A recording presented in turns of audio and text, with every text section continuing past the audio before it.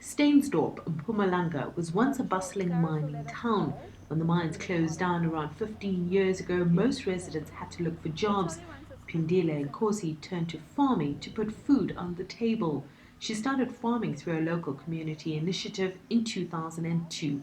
We were planting few heads of cabbages, beetroot and spinach. Then we were selling our product to the pension point because it was not that very much. But then TechnoServe, a company that helps to mentor small-scale farmers, drew Nkosi into its out-of-poverty program. The initiative forms part of a partnership with food and clothing retailer Woolworths. The aim is to develop small-scale farmers, giving them skills to become sustainable and earn a profit. Farming effectively starts with land preparation. If the land preparation is not good, then it will have a ripple effect on your crop. The second thing they must manage is fertilization.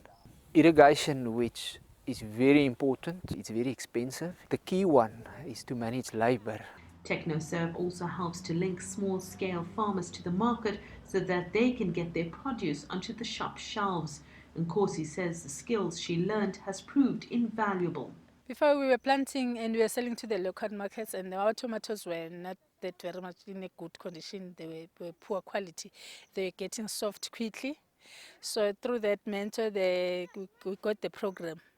So we are following the program that the Woolworths need, like the organic farming. Nkosi now owns 3 hectares of farmland and employs 12 people. She plants on 1.75 hectares at a time, growing fresh produce such as salad, tomatoes, cabbage and peppers. She usually plants tomatoes in weekly intervals from October to January, which means more sustainable harvests until the end of May. The green ones and the big ones, they also go together as a first grade. These are the first grade ones. And it must have no spots on it. It must be clean. And there's the red ones. They're taken as second grade. The first grade tomatoes are then collected by truck and taken to a warehouse to be packed for Woolworths. The second grade tomatoes are sold at a local fresh produce market. Woolworths prides itself on stocking the highest quality of fruit and vegetables. Woolworths wants to increase its line of organic products, and it wants to use its partnership with local farmers to do that. So if you're ever at a Woolworths and wondered where these tomatoes come from, they're probably grown by Pindile Nkosi in Stainsdorp. Nkosi on her own supplies Woolworths with up to 6 tons of tomatoes for every harvest.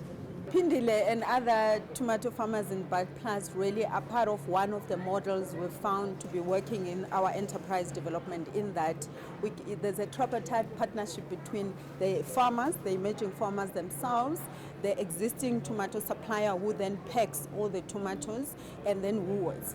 While farmers still struggle with issues like the scarcity of water and the dangers of livestock eating their vegetables, they have learned how to manage these challenges and are still able to create a sustainable income.